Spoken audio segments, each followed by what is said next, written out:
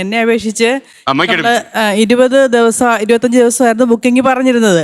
പക്ഷെ അതിപ്പോ 45 ദിവസമായെന്ന് പറയുമ്പോഴേക്കും ഗ്യാസിന്റെ പ്രതിസന്ധി നല്ല വീട്ടിൽ ശരിക്കും അനുഭവിക്കുന്നുണ്ട്. പക്ഷെ അടുപ്പ് ഉപയോഗിക്കുന്നതുകൊണ്ട് കുഴപ്പമില്ല. ഇത് തീരുമോ എന്നുള്ള ഉത്കണ്ഠയിലാണ് പോയിക്കൊണ്ടിരിക്കുന്നത്. ഇപ്പൊ ഇവിടെ പറഞ്ഞ പോലെ തന്നെയാണ്. ഞങ്ങൾ പണ്ട് കാലത്ത് ഒരുപാട് വിറക് വെച്ച കത്തിച്ചോണ്ടിരുന്നത്.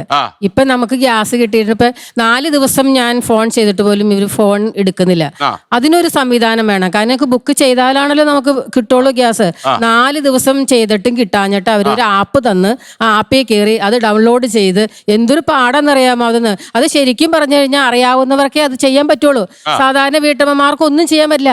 ആ ഗ്യാസ് ഏജൻസി ചെന്നിട്ട് വയസ്സായ അമ്മമാര് പോലും വന്നിട്ട് അവരെ കൊണ്ട് ചെയ്യിക്കുന്നത്. എന്നിട്ട് പോലും അതിന്റെ സൈറ്റ് ജാമായി കിടക്കുകയാണ്. ഒന്നും കിട്ടുന്നുണ്ടായിരുന്നില്ല. 4 ദിവസം എന്റെ വീട്ടിൽ ഗ്യാസ് എന്നിട്ട് ഞങ്ങൾ അങ്ങനെ ചെയ്തത്. ഇപ്പൊ ഞങ്ങളുടെ വീട്ടിൽ പിന്നെ കുറച്ച് വിറകൊക്കെ ഉള്ളത്. അതെ അതെ. ഓക്കെ, അപ്പൊ നമുക്കൊരു കാര്യം ചെയ്യാം. വഴിയെ പോകുന്ന കേസ് ഏറ്റെടുക്കുന്ന ആളെ അദ്ദേഹം പറയട്ടെ. ഒരു യുദ്ധം ഉണ്ടാവുമ്പോ അതിന്റെ ആയിട്ടുള്ള ഒരു ഫോളോ ഔട്ട് ഉണ്ടാവും. അത് മാറ്റാൻ വേണ്ടിയിട്ടാണ് വീണ്ടും കൂടുതലായിട്ട് LPG കിട്ടാതിരിക്കാൻ അവസരം ഉണ്ടാകാതിരിക്കാനാണ് ഈ 45 ദിവസവും 25 ദിവസം വെച്ചിരിക്കുന്നത്. ഗ്രാമങ്ങളിലാണ് അത് താങ്ങാൻ പറ്റുന്നില്ലെന്ന് അവർ പറയുന്നില്ലേ?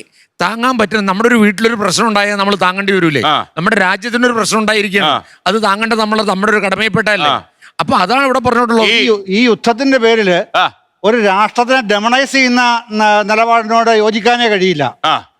പിന്നെ ഇറാനെ ഉദ്ദേശിച്ചാണ്. അതെ അതെ അതെ.